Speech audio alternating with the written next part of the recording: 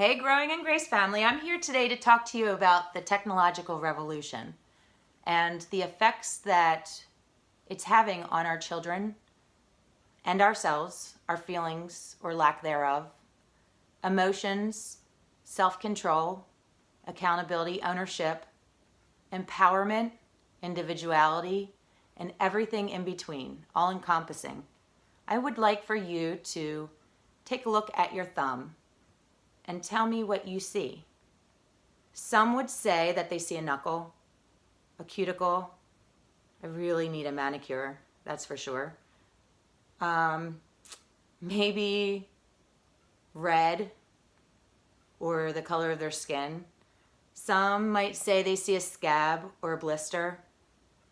I'm really looking for what is on the inside. And if you look really closely, you can see that there's a thumbprint. And when we investigate our thumbprint and we really look, there's a lot of fine lines in there. And in a world of 7.7 plus billion people and counting, I just dated this video, does anybody else have the same thumbprint as ourselves? Does anybody share the same thumbprint? For argument's sake, and all those theorists out there that would just love to go at it with me right now, I'm going to say no. Nobody shares the same thumbprint. With that being said, do you share the same thumbprint as your other hand? Does this thumbprint match this thumbprint? No, they don't. So in our world, 7.7 plus billion people times 2, that is a whole lot of different patterns and blueprints and individuality. And is one thumbprint born more valuable than the other thumbprint? I don't think so. Nobody's thumbprint was born with more value than somebody else's thumbprint. So with that being said, who am I? Or who are you to say to somebody that their thumbprint isn't deep enough or shallow enough, thick enough or thin enough, light enough or dark enough, curvy enough or too curvy? How about, who am I to say if somebody's thumbprint is the wrong gender, or that one of those lines is too straight or not straight enough, or that one of those lines doesn't have enough character, or one of those lines isn't athletic enough or too athletic, or not musically inclined. I didn't have that musically inclined line in my thumbprint. Who am I to say that your thumbprint is wrong? Who are you to say that my thumbprint is wrong? It actually has a direct reflection on the person who is making fun of the other person's thumbprint. Not accepting people for who they are, for the way they're born, as if we can control it. Nobody is born with a higher power than anybody else. It is all learned. It is all taught as we get older. We're all born with innocence. We're all born blind to prejudice and stereotyping. And we learn it from role models or supposedly good role models in our life. And it's so sad to think about the reflection that it takes back on us and what it says about us and our insecurities and the people that we are today. This world is just unreal. We just had a drag queen in my hometown read to some children, and there was a lot of protesters outside.